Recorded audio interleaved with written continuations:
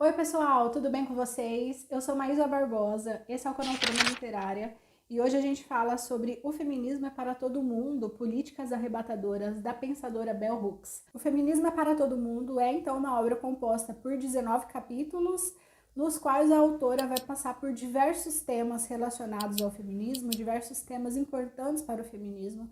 Algumas coisas são essenciais na discussão da Bell Hooks nessa obra, que é a defesa de um feminismo que escape a espaços restritos, seja o espaço da universidade ou seja o espaço das organizações de militantes feministas. Ela defende o que ela já defende em outras obras, a ideia de que o feminismo ele não é só para mulheres, não é um movimento que deve ser feito somente para mulheres e somente por mulheres. Ela defende de modo muito enfático que uma sociedade feminista só vai ser alcançada, só vai ser construída a partir do momento que todos os grupos sociais estiverem contemplados dentro da discussão feminista. Então, a partir do momento que essas discussões contemplarem a educação de crianças e adolescentes, ou a partir do momento que essas discussões contemplarem a participação ativa dos homens, então a partir daí sim a gente pode construir uma sociedade que se pretenda feminista, que se pretenda mais inclusiva. Outros fatos, outras ideias que já estão presentes em outras discussões suas e que são retomadas também aqui nessa obra, é o fato de que não dá para pensar somente no feminismo. Qualquer discussão feminista precisa incluir outras discussões, outros marcadores sociais, como aqui no Brasil, por exemplo, o marcador de classe e de raça são marcadores extremamente importantes. Não dá para falar aqui no Brasil de um feminismo que seja desvinculado dessas discussões de quem sofre mais violência, quem sofre mais com essa estrutura, com as estruturas opressivas que a gente tem aqui, as estruturas de classe, as estruturas de raça, as formas de trabalho, enfim, é preciso a gente ampliar a discussão feminista e tentar sempre conversando com outros marcadores sociais, com outras formas de opressão, porque só assim a gente consegue, então, transformando a sociedade de alguma maneira. A gente entende, para Bell Hooks, então, que o feminismo ele vai muito além de algo que seja individualizado.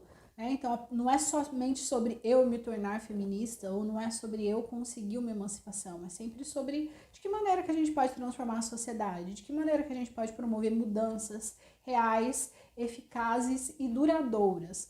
Claro que dentro disso a gente entende que a mulher vai sofrer por uma série de fatores particulares pelo fato de serem mulheres, mas essas discussões precisam sempre estar atreladas a outros marcadores para não correr o risco de fazer com que o movimento feminista seja ou aconteça de uma forma que acabe contemplando somente a discussão ou somente as necessidades de um determinado grupo de mulheres, como muitas vezes acontece.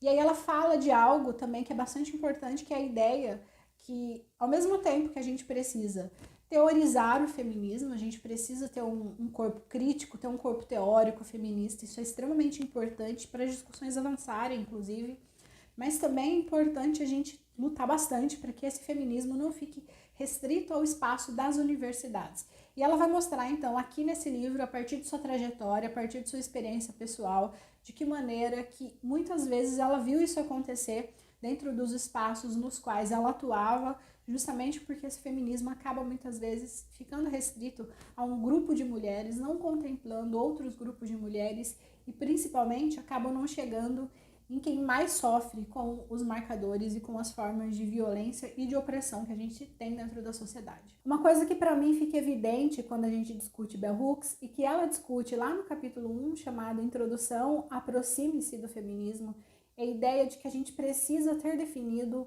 um conceito feminista. Então a gente sabe hoje que a gente tem aí diversas vertentes feministas, então definir o que pra gente seja o feminismo é extremamente importante para a gente conversar e para a gente discutir, entender o que a gente quer da sociedade, o que a gente quer e deseja de transformação. Para Bell Hooks, ela define o feminismo como sendo um movimento para acabar com o sexismo, exploração sexista e opressão. Então a gente percebe aí uma ideia que possa parecer bastante radical, mas ela se diz inclusive uma pessoa radical.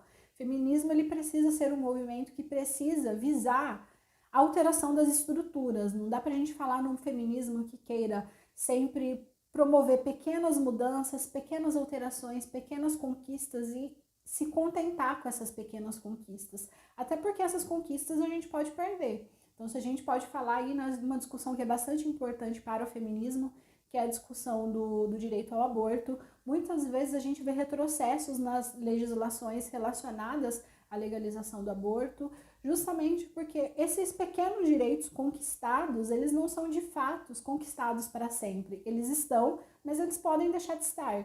Então a Bell Hooks, ela fala no feminismo como um movimento real de transformação social e não de pequenas conquistas, como muitas vezes possa parecer. Na sequência, ela passa, então, a discutir bastante a questão do sexismo, e ela fala que é muito importante a gente dar nome para as coisas, a gente atribuir um nome para as coisas, para a gente entender como as coisas funcionam. Ela fala que quando a gente entende que o feminismo é um movimento para acabar com o sexismo, a gente entende que todo mundo é responsável por disseminar o sexismo, não é uma questão somente de mulheres contra homens, como muitas vezes possa parecer. Se todo mundo é responsável por passar o sexismo para frente, então, quanto mais pessoas estiverem dispostas a não fazer isso, homens e mulheres, é muito mais interessante para um movimento que se pretenda transformador. E ele tira também, eu acho interessante que essa discussão ela acaba tirando a mulher somente dessa condição de vítima. Então, a partir do momento que nós somos socializados dessa maneira, o homem se socializa como opressor e a mulher se socializa como oprimida, é importante a gente entender que a gente tem um papel de ação aí que é bastante importante. Por isso, justamente, que ela fala da importância do diálogo com as massas. Então, se a gente entende toda essa necessidade, também é importante que a gente estenda essas discussões para além dos círculos universitários ou para além de círculos privilegiados. Mais adiante ela fala também, lá no capítulo Políticas Feministas, em que ponto estamos, ela faz uma discussão que eu acho extremamente pertinente e necessária da gente pensar, ainda mais hoje, no modo como a sociedade está se transformando, especialmente a partir da influência das redes sociais, que ela vai chamar de um feminismo de mídia, vamos dizer assim. É o feminismo que circula na mídia. Então, se a gente olha aí diversos programas das grandes redes de televisão, ou se a gente olha muitas vezes nas redes sociais, o feminismo que ganha espaço, o feminismo que ganha força, é justamente um feminismo que não se pretende transformador. Vai ser o feminismo que vai ter frases de efeito como o lugar de mulher é onde ela quiser, nós somos livres, nós somos responsáveis por nossas escolhas, como se nossas escolhas também não fossem frutos da nossa socialização, né? Mas a Bell Hooks ela vai falar a respeito de um feminismo que circula e que é aceito na mídia. E por que um determinado feminismo é aceito na mídia? É aceito nos grandes espaços de discussão? Justamente porque é um feminismo que não confronta, não enfrenta, não chama para briga, vamos dizer assim. A Bell Hooks ela diz que a gente tem que chamar as coisas pelo nome e a gente tem que buscar um feminismo que não vai beneficiar somente um grupo de mulheres. Então, esse discurso do feminismo enquanto somente esse espaço de escolha, de liberdade e de eu poder ter minhas próprias decisões, ele é um feminismo que beneficia somente quem já é privilegiado economicamente, quem já é privilegiado em termos de raça. Não é um feminismo que chega ou que alcança quem é de fato oprimido pelo sistema. Então a gente precisa estar sempre questionando aí, opa, de onde que vêm minhas ideias, de onde que vêm essas concepções que eu acabo trazendo e que acabam fazendo parte da minha vida. E principalmente, de que maneira que eu faço as escolhas que eu faço. As nossas escolhas, elas não são fruto aí de somente dessa liberdade que a gente acha que existe, porque inclusive as nossas escolhas, elas são determinadas por uma série de fatores que a gente não tem muito controle. Em vários momentos, em vários capítulos, ela vai puxar uma discussão e vai falar do efeito de uma cultura cristã no modo como a gente entende essas relações entre homens e mulheres. Então, quando ela fala de chamar um feminismo para conversar com as massas, ela também mostra a importância e a força do cristianismo no modo como a gente se entende. Então, para a gente que muitas vezes já entende a necessidade de um discurso de libertação, do discurso de desconstrução das opressões, para muitas mulheres e para muitos homens, essa relação de subordinação ela é natural porque ela é o modo como Deus deseja, o modo como está na Bíblia. Então, a partir do momento que a gente tem uma sociedade que tem uma ideologia cristã tão forte e que coloca de fato a mulher como subordinada ao homem, de fato é muito mais difícil combater essa opressão, porque esse discurso ele combate aí uma outra ideologia que é muito mais forte do que o feminismo, que é a ideologia cristã. Outra discussão bastante necessária que ela faz, outro enfrentamento ideológico que ela faz, além da questão das igrejas e do cristianismo, é em relação à política. Ela diz que não dá para a gente discutir, desvincular o feminismo da política. O feminismo não é um movimento apolítico. Não dá para a gente entender que a gente pode pegar o feminismo e simplesmente encaixar na vida da mulher, independente de qual seja a sua concepção, independente do que ela defende. A mulher, ela precisa ter isso claro conforme ela vai entendendo, conforme ela vai mergulhando, conforme ela vai se apropriando dos conceitos feministas. Da mesma maneira que ela precisa definir o que ela quer em termos de transformação social, quando a gente fala das relações sexistas, também é importante que ela defina o que ela quer em relação às transformações sociais, em relação às transformações de classe. E para isso não tem como a gente desvincular isso tudo de uma discussão política que é extremamente necessária para o feminismo. No capítulo seguinte, conscientização, uma constante mudança de opinião, Bell Hooks vai falar a respeito de como homens também acabam sendo prejudicados com as relações sexistas. É claro que ela vai apontar que os homens são beneficiados por um sistema sexista por meio de uma série de maneiras e de fatores, mas também a gente não pode esquecer que os homens acabam também tendo prejuízos com as relações sexistas. E é preciso mostrar esse prejuízo aos homens. É preciso que os homens entendam quais são os seus prejuízos, o que ele perde com as relações sexistas, para que eles consigam também participar. Então a gente vai percebendo a importância para Bell Hooks da inclusão e da ampliação do feminismo, não somente para todas as mulheres, mas para todas as pessoas. Todo mundo precisa entender que, independente de qual seja o seu lugar social, independente de qual seja o seu espaço, a gente precisa visar transformações sociais para a gente poder conseguir uma sociedade mais justa, mais democrática, que de alguma forma transforme não somente a nossa vida, mas a vida de todo mundo. Mais adiante ela vai trazer outra discussão bastante importante para as discussões feministas, que é a questão da legalização do aborto. Bell Hooks fala de um país no qual o aborto é legalizado, e aqui no Brasil a gente sabe que a gente não tem ainda legalização do aborto e parece que vai demorar a gente chegar nesse momento. Em vários países estão na mesma situação que a nossa, que o aborto não é legalizado, mas ela vai fazer essa discussão que é bastante importante, é bastante necessário da gente conversar. O fato do aborto não ser legalizado não impede as mulheres de abortarem. Isso não faz com que as mulheres não abortem. Muito pelo contrário, o que vai fazer é que mulheres que têm condição financeira consigam lugares seguros e lugares com suporte médico para poder abortarem, enquanto que as mulheres pobres vão recorrer às vias e aos recursos que elas têm, e que muitas vezes essas vias e recursos vão trazer sérios prejuízos à sua saúde, ou muitas vezes vai custar a sua vida, mas o fato da gente não ter um aborto legalizado não impeça que as mulheres abortem. E além disso, a gente vai criando uma série de tabus. Como a gente está falando de um crime, a gente não consegue conversar sobre isso abertamente.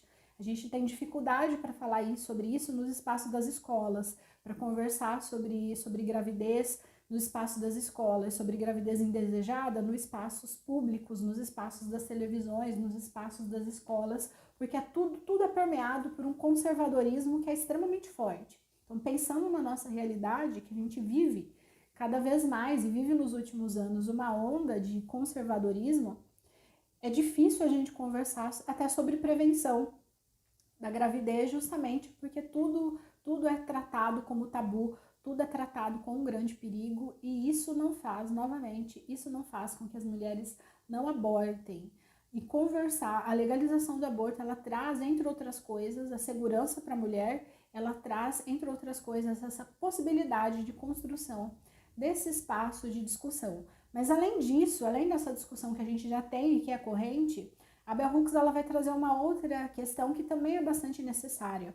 Quando a gente fala na não legalização do aborto, a gente fala de algo que as pessoas não querem falar sobre, não querem que exista a legalização do aborto, mesmo sabendo que o aborto existe. Então a gente percebe, conforme a Bell Hooks vai discutindo, que o grande problema, além desse, é o fato de que as pessoas não querem um aborto legal e seguro e gratuito. Um dos problemas, então, e talvez um dos problemas centrais as pessoas não querem pagar essa conta. As pessoas, pensando aqui no Brasil, que a gente tem um sistema único de saúde, que a gente tem uma saúde gratuita, onde aconteceriam esses abortos legais e seguros? Muitos deles aconteceriam na rede do SUS. E o fato que a gente tem, a discussão que a gente tem é: as pessoas resistem a essa legalização, os governantes, os grupos políticos resistem a essa legalização, porque isso implicaria em pagar essa conta.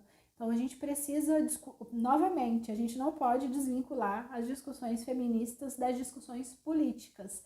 A gente precisa conversar e entender por que as coisas são como as coisas são, e entender que o feminismo ele precisa ser necessariamente um movimento que se pretenda transformador, de alteração das bases, de reconstrução das bases. Outra discussão que ela faz mais adiante, e é uma das discussões que eu mais gosto desse livro, que é a discussão da beleza, do mercado da beleza, e como esse mercado estabelece toda uma competitividade entre as mulheres, toda uma relação de ódio entre as mulheres, justamente porque a mulher ela é medida. O valor da mulher é medido pelo que ela apresenta à sociedade em termos de aparência, em termos de magreza, em termos de estética. Então, tudo isso é extremamente perigoso, não somente porque faz com que as mulheres estejam sempre querendo parecer mais novas, sempre querendo parecer mais bonitas, mas também porque essa tentativa de parecer mais nova e parecer mais bonita a partir do momento que vai parecer mais nova, mas também pelo fato de que isso vai estabelecendo uma competição entre as mulheres que é extremamente cruel. Então é como se a mulher ela tivesse um prazo de validade, e esse prazo de validade ele vai acabando conforme a mulher ela vai deixando de ser considerada uma mulher bonita. Olhando nas redes sociais, a gente percebe alguns movimentos e algumas questões bastante interessantes. A Alessandra Negrini, por exemplo, que fez uma série famosa recentemente, ela foi meio que redescoberta pelo público, e essa redescoberta ela se deu justamente pelo fato de que ela, uma mulher de 50 anos, não aparenta ter a idade que tem. Então, se a gente entra nas redes sociais dela, os elogios eles são sempre nessa perspectiva de que ela é bonita para a idade dela, de que ela ainda está muito bonita. E as pessoas ficam completamente surpresas e completamente passadas pelo fato de que, pera lá, ela é uma mulher de 50 anos, ainda não perdeu, ainda não venceu o seu prazo de validade. Mas esse prazo de validade, ele é somente nessa perspectiva. Ela é uma mulher bonita para a idade que ela tem, ela ainda está uma mulher bonita. Então, olha como é cruel todos esses discursos, justamente porque estabelece uma corrida para as mulheres a partir do momento que essas mulheres vão envelhecendo. É como se as mulheres sentissem que a qualquer momento elas vão perdendo o seu valor e ela vai deixando de ser uma pessoa interessante a partir do momento que ela não vai ser vista e admirada pela sociedade. Outro perigo da indústria da beleza, e que a gente também percebe olhando as redes sociais, é como isso se dá muitas vezes num discurso de uma falsa liberdade. Então a gente percebe muitas blogueiras, muitas mulheres que estão aí nas redes sociais, especialmente no Instagram, a discussão de que essas mulheres elas têm essa grande possibilidade de escolha. Então a gente vai perceber muitas vezes mulheres que vão fazer uma série de tratamentos estéticos, uma série de intervenções cirúrgicas, e aí de repente o público já não acha mais aquilo bonito, o público critica, o público começa a questionar que está perdendo a naturalidade, que está ficando mais feia do que era antes, e muitas vezes essas mulheres elas vão responder sempre nessa perspectiva. Eu escolho, eu decido, eu quero, eu gosto assim, eu me gosto assim. E a gente tem que sempre pensar como que são construídas essas escolhas. Então, de repente, todas as mulheres estão escolhendo por boca. Então, todas as mulheres elas estão escolhendo um determinado modelo de sobrancelha. Todas as mulheres estão decidindo, coincidentemente, estão decidindo juntas que querem fazer uma rinoplastia. Então, as nossas escolhas, e principalmente todas essas escolhas que vão passando aí pela mãozinha do mercado, elas vão ser sempre uma escolha que se dá nessa perspectiva do que vai sendo implantado, né? Então, se eu não tenho tal nariz, eu não sou bonita. Se eu não tenho tal barriga, eu não sou uma pessoa bonita. Se eu não coloquei boca, então eu também não sou uma pessoa bonita. Então, essas discussões, elas colocam sempre a mulher nessa condição de objeto, né? Então, ou eu sou objeto do patriarcado, ou eu sou objeto do mercado que percebe aí em cima do meu corpo, em cima de quem eu sou, uma oportunidade aí de lucro que não é pouco. As discussões dos 3 últimos capítulos selecionados para essa parte, dos capítulos 7, 8, 9, vão caminhar na discussão da mulher no mercado de trabalho, vai caminhar na discussão das mulheres e das relações de classe. E uma coisa que a Bell Hooks vai destacando ao longo desses 3 últimos capítulos é o quanto muitas vezes as mulheres, principalmente as mulheres de classe mais elevada, vão associar o feminismo sempre a uma conquista pessoal e sempre a partir do momento que eu sou uma mulher que tem uma alta escolarização ou que eu tenho uma condição econômica favorável, eu posso usar um discurso feminista para dizer que, nossa, olha o quanto eu lutei, olha o quanto eu consegui, olha o quanto eu conquistei. Um filme que mostra isso aqui no Brasil maravilhosamente bem é o filme Que Horas Ela Volta, que a gente percebe que a patroa ali do filme, se vocês já assistiram, deixa aqui nos comentários, a gente percebe que a patroa, ela tem um discurso de emancipação, ela tem esse discurso do eu conquistei, eu fiz, eu aconteci, mas essa mulher, ela precisa de uma outra mulher trabalhando para ela, né? Então, pensar o feminismo é pensar, então, em todas essas relações de opressão que acontece entre as próprias mulheres, né? Então, para a gente poder sustentar esse discurso de liberdade, esse discurso de libertação, ou de olha como o feminismo me emancipou, que muitas vezes acontece, a gente precisa entender que as nossas relações, elas são sempre sociais, e o feminismo, ele é um movimento que precisa conversar com outras mulheres para além da nossa condição, para além da nossa situação. Se eu conseguir individualmente, eu conseguir um crescimento, eu conseguir uma melhoria da minha vida, eu também não posso esquecer que se um grupo importante de mulheres está oprimida dentro da sociedade que eu vivo, então a gente tem um caminho muito longo pela frente. Ou se o feminismo ele só beneficia mulheres de classes mais elevadas, a gente tem um grande problema aí. Depois ela fala mais adiante também a respeito do fato de que muitas vezes vai se associar ao fato de que as mulheres começaram a trabalhar com o feminismo. É como se o grande responsável pelas mulheres terem que trabalhar fosse o feminismo. E a Bell Hooks é muito enfática em dizer que não é culpa do feminismo, isso é culpa necessariamente das relações de opressão de classe mesmo. Então, a partir do momento que homens deixaram de conseguir sustentar sua família, né, ou a partir do momento que as famílias patriarcais, elas vão perdendo a sua força justamente porque o homem não consegue ser esse grande provedor, é aí que a mulher precisa estar no mercado de trabalho.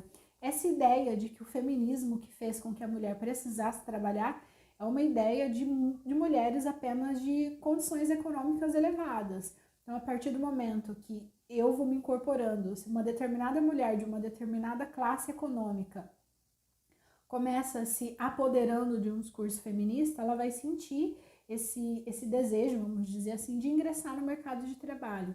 Mas isso é para essa mulher. Mulheres negras, mulheres pobres trabalham desde sempre, muito antes da gente ouvir falar em feminismo, essas mulheres já estão trabalhando e muitas vezes em serviços, em trabalhos extremamente precários. Hoje a gente começa então a nossa discussão pelo capítulo 10, raça e gênero.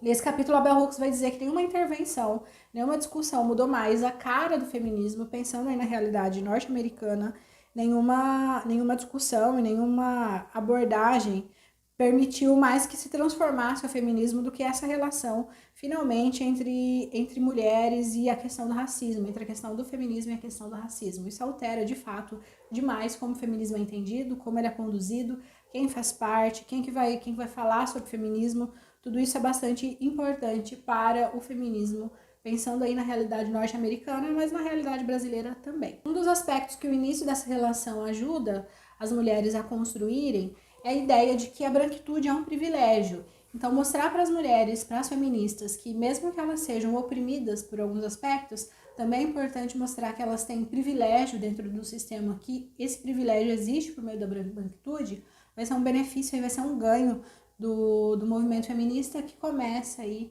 a ganhar discussões e a ganhar pensadoras e feministas negras que começam a contribuir para fazer essa movimentação. Claro que isso vai ter muita resistência, aqui no Brasil também vai ter muita resistência, porque a ideia de que você falar para um sujeito que está sendo oprimido, como assim eu estou oprimindo também?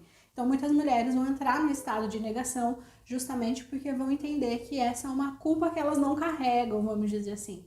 E a ideia, obviamente, não é de apontar culpados, mas de apontar quem tem privilégio dentro das estruturas de dominação. Aqui no Brasil a gente vai trabalhar com um conceito maravilhoso que é o conceito de interseccionalidade. A gente pensa lá no início dessas movimentações, a gente está falando no momento em que as mulheres estavam brigando pelo voto E as mulheres brancas, muitas feministas brancas vão se opor, olha só, ao direito das mulheres negras votarem, porque naquela conta que elas estavam fazendo ali, a cor da pele, a etnia, ela se tornava mais importante do que o sexo que a pessoa estivesse carregando. Então, se a mulher, ela era uma mulher, ela podia votar, mas se ela fosse uma mulher negra, ela é negra antes de ser mulher. Já num tempo em que a Bell Hooks, a própria Bell Hooks já estava pesquisando, já estava na universidade, ela vai mostrar que o cenário não era tão diferente assim. Ela tentava participar de muitas discussões, de muitos movimentos de mulheres, mas ela sempre percebia, e muitas vezes as mulheres diziam na cara dela que aquele não era o lugar dela, justamente por ela ser uma mulher negra e por ela estar querendo provocar rupturas dentro de algo que parecia muito sólido. Então, se a gente for pensar que num determinado momento aquele movimento estava sólido, todo mundo que estava lá dentro estava alinhado, todo mundo estava pensando dentro da mesma vibe, vamos dizer assim, chega alguém e fala assim, pera lá, vocês estão fazendo um monte de coisa errada também.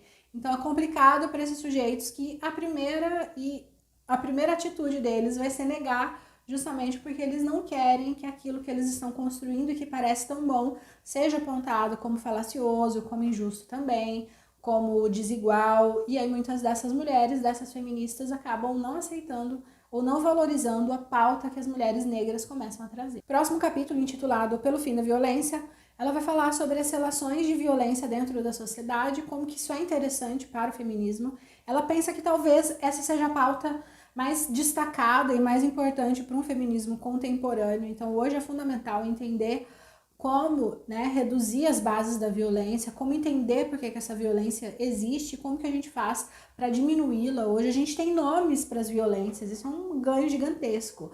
Hoje a gente chama violência física de violência física, violência psicológica de violência psicológica, patrimonial, sexual. Então a gente consegue classificar os tipos de violência para esse sujeito conseguir entender ali o que está acontecendo com ele, e isso não é pouca coisa. Ela vai falar então que esse talvez seja um dos principais ganhos aí desse feminismo contemporâneo. Um dos aspectos que ela vai destacar é que quando essa violência começa a ser entendida, é a ideia de que a violência ela é percebida no primeiro momento só na relação homem e mulher. Então a gente tem homens que agridem, que maltratam, que cerceiam a liberdade dessas mulheres, mas depois, conforme isso vai sendo entendido, conforme isso vai sendo compreendido, a gente vai perceber que essa violência, ela vai estar em outras esferas, nas relações entre mulheres, nas relações entre homens. Então, a violência existe porque a violência dentro da nossa sociedade, ela é entendida como uma maneira de demonstrar amor. Então, quando o sujeito controla a roupa do outro, controla o dinheiro do outro, controla a liberdade do outro de ir e vir, é como se isso fosse uma maneira da gente entender que a gente está demonstrando amor pela outra pessoa, porque, e muitas vezes vai dizer que não é amor, não é violência, ou não é ciúme, é cuidado, né? Então, quando a gente tem esse cerceamento da liberdade dos sujeitos como uma forma entendida e aceitável de demonstração de amor, a gente está falando na perpetuação da violência aí, a partir do patriarcado. Isso vai gerar outros efeitos, então muitas pessoas vão só conduzir, vão tentar limitar essa liberdade do outro sujeito de maneira mais sutil, vamos dizer assim, e outros vão, de fato, colocar essa mulher dentro de casa, prender e deixar essa mulher sair só quando esse sujeito autorizar. Seja essa violência mais sutil, seja essa mais escancarada, a base da violência é a mesma, é o patriarcado, ou como ela vai chamar, o sexismo. A Bell Hooks também vai falar, ela é uma das filósofas que mais pensam nisso, e isso é fundamental, é pensar nas crianças. As crianças, elas são, sem dúvida, as principais vítimas do patriarcado, as principais vítimas do sexismo, as principais vítimas da violência doméstica. Então, quem sofre mais violência doméstica é a criança, porque na maior parte das vezes não se entende a criança como um sujeito, e muitas vezes para essa criança que cresce dentro de um lar agressivo, a convivência com a violência ela é algo que vai transformar esse sujeito de diferentes maneiras. Então, mesmo no melhor dos casos, quando essa criança não é agredida também, se ela cresce vendo a mãe dela ser agredida, a gente já tem vários traumas sendo formados aí. Acrescenta-se a isso o fato de que as crianças não têm condições de organizar um coletivo para poder discutir, levantar pautas em relação a quais violências que sofrem. essa violência contra a criança, ela vai ser percebida nas escolas, ela vai ser percebida nos consultórios médicos, e é a partir daí que vai se notar e que vai se perceber que há uma grande vítima desse sistema de dominação e que essa principal vítima, com certeza, é a criança. Próximo capítulo, masculinidade feminista, ela vai falar bastante sobre movimentos antifeministas, que aliás é um assunto que está em pauta aí nos últimos vídeos aqui do canal, mas ela vai falando sobre masculinidades e sobre o comportamento dos homens, de homens de esquerda, de homens que militam em outras áreas, e ela vai mostrar que há um movimento feminista, antifeminista muito forte e que esse movimento antifeminista recebe, claro, muito mais atenção da mídia. Ela começa o capítulo falando a respeito do fato de que homens que participam de movimentos por outras pautas, quando chega na questão do sexismo, muitas vezes eles vão torcer o nariz e vão achar que é um assunto desimportante, que é um assunto de segunda ordem, que não é uma pauta central, que não é uma pauta para agora, sempre tem alguma coisa mais importante para discutir. Principalmente, esses homens nem sempre vão saber reconhecer que também muitas vezes acabam sendo opressores, e isso vai ser uma pauta bastante necessária para um movimento que está se formando ali no momento da década de 80. Depois ela começa a falar do movimento antifeminista de forma mais incisiva.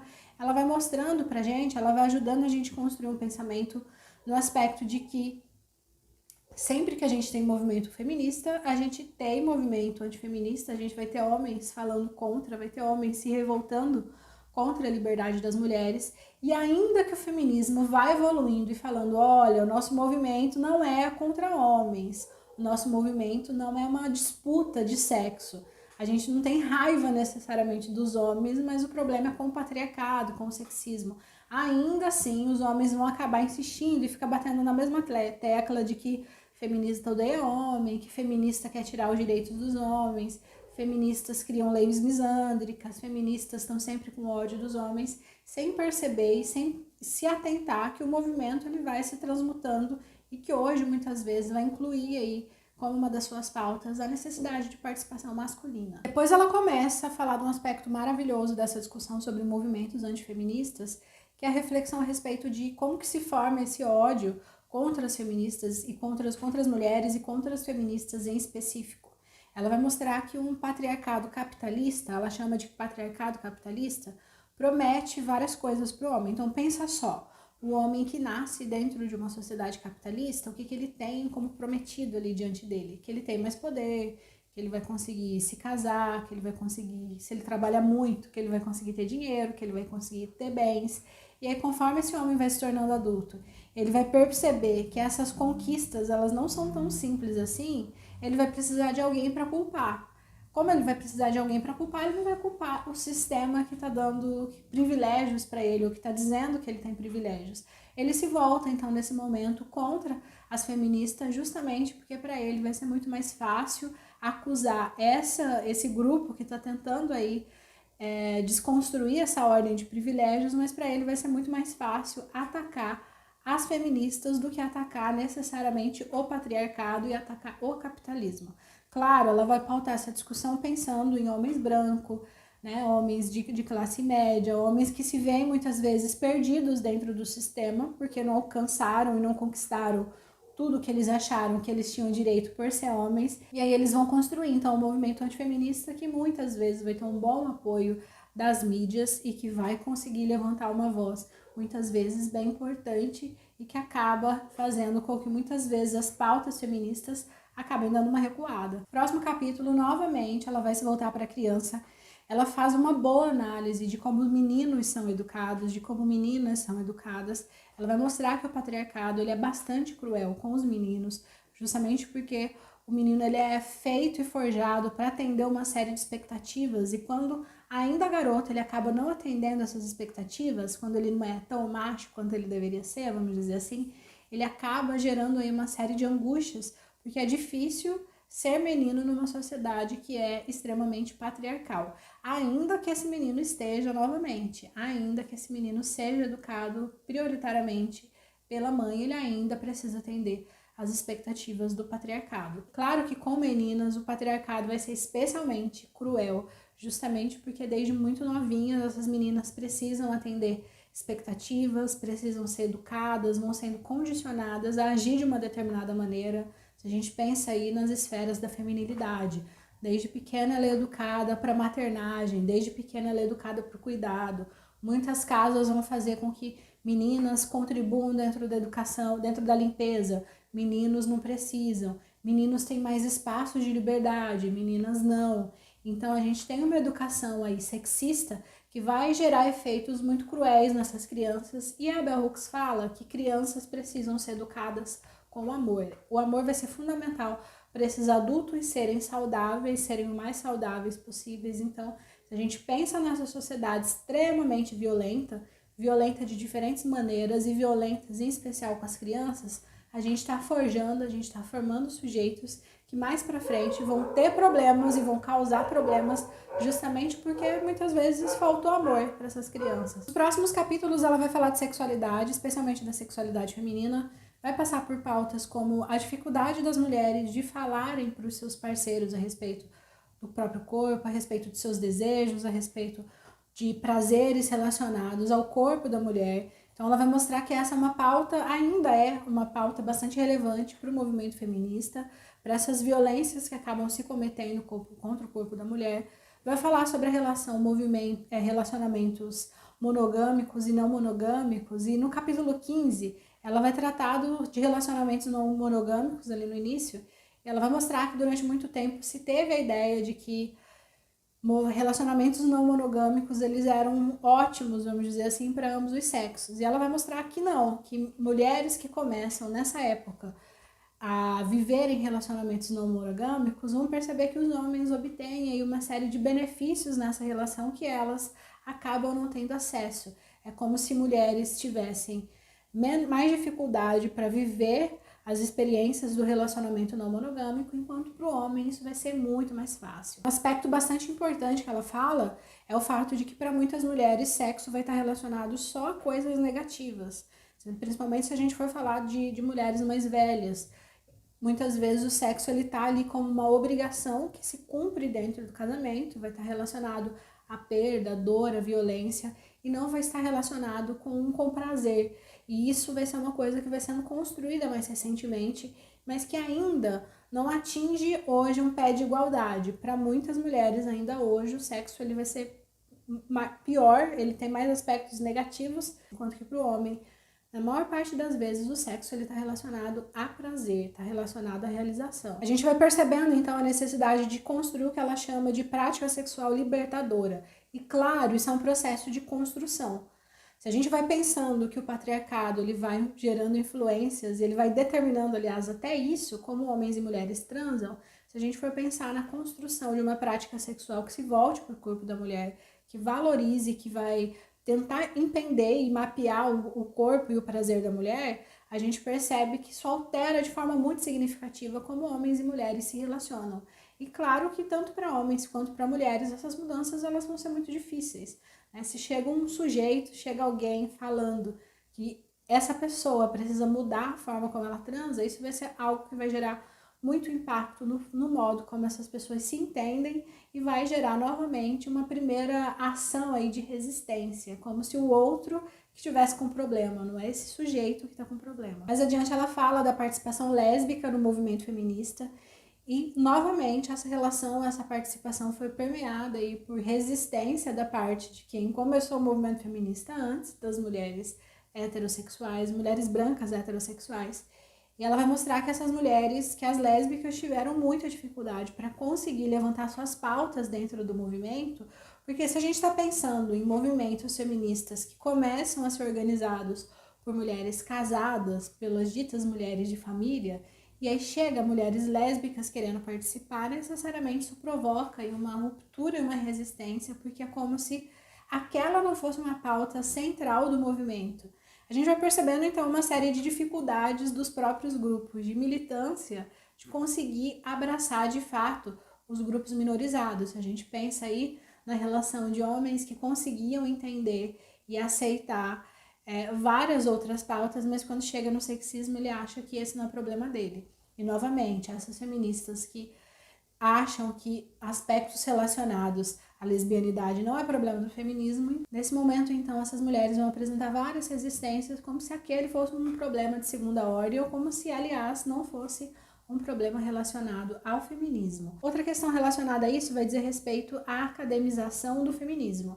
Então, se a gente pensa que quem tem mais voz para falar de feminismo são as mulheres acadêmicas. Então, nesse momento, década de 80, a gente está falando majoritariamente de mulheres brancas, heterossexuais, que falavam como grandes representantes do movimento e que muitas vezes não tinha experiência que não fosse fora daquele círculo, e elas acabam falando por todo mundo, vamos dizer assim, e não respeitando a ideia de que os sujeitos precisam falar sobre as suas próprias experiências para poder tornar o movimento mais plural possível. Sobre isso é muito interessante a gente pensar na figura da mídia. Então, quem que faz com que o feminismo chegue na maior parte da população? É a mídia. Então, aqui no Brasil a gente tem um programa especial que fala sobre isso, que é o Amor e Sexo, que vai trazer várias pautas feministas, e quem está lá na frente é uma mulher branca, heterossexual, representante da classe dominante. Então essa mulher está ali, muitas vezes meio que falando